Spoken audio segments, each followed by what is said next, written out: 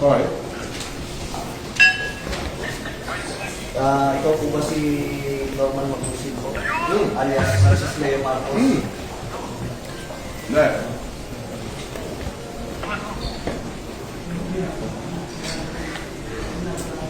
Okay.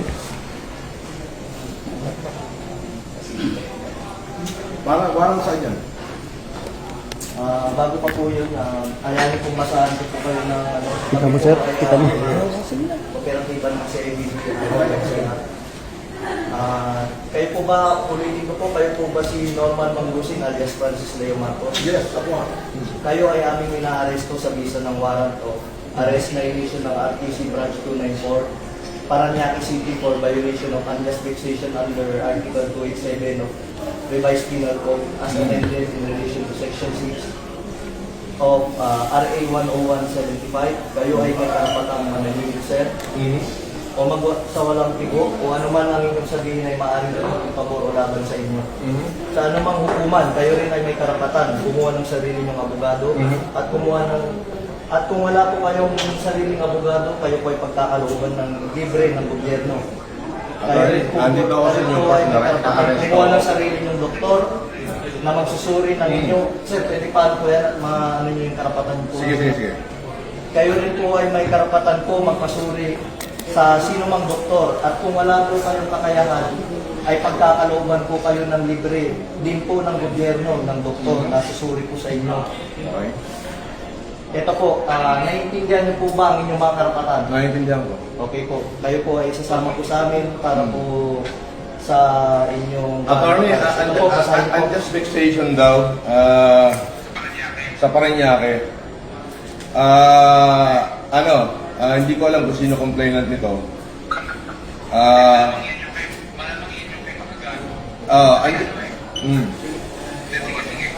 Andito ako sa Newport, ina-arresto na nila ako, sasama ako ngayon, hindi ko natatapusin itong pagkain ko.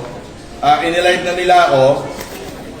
Pwede bang sasama na lang ako, Brad? Huwag mo na ako ipahiya. Hindi, kailangan po kasi may procedure po tayo. Sige, sandali. Iramin ko lang. May procedure po tayo, sir. Attorney, nasa ka ba?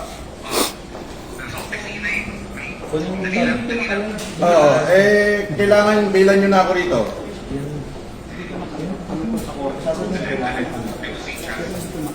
Nang live ko, hindi ko lalabas ng live. Hindi naka-live ko.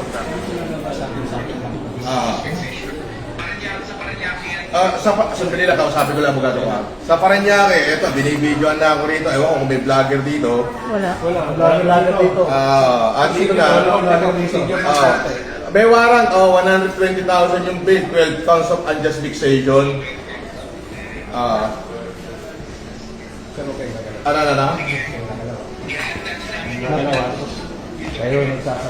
to, attorney? Andito naman pala, tinigilan pa kami.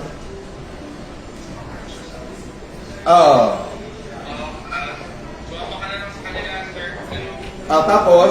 Pwede po kayong kasuhan ng obstruction of justice Sige, please. Nasabihin nyo, hindi nyo pa alam. Ginagawalan nyo kami mag-video, pero pwede pa lang mag-vlog. Pwede ba yun? Bawal ka sa...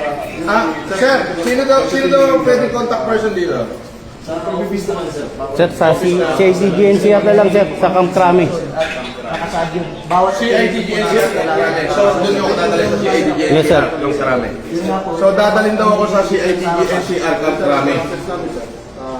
Ay, hindi ba gano'n yung process? Pag may warrant at meron namang reliable knowledge. Doon daw ang office ng CIDG-NCR sa Camp Crame. Pwede namin pasukin. Wala makakapigil sa amin. Sir, yung warrant, sir, is all over the Philippines, sir. Nation daw, wait daw yung warrant. Maayos mo yung coordination namin dito. Kaya Yun nga daw, maayos na. naman sa warrant yun. pag may ganito operation at kailangan talaga yung video, we need to inform mo na si Paco. Kaya namin. Ganun po kasi yung process yung Paco. Opo, may process po. Pero yun nga po, may knowledge na po. At bibigay sa discipline na ito movie ko natin. Pwede mo malis. Sandali, attorney. Ano yan? Pwede mo yan eh. Pwede mo... Tara na.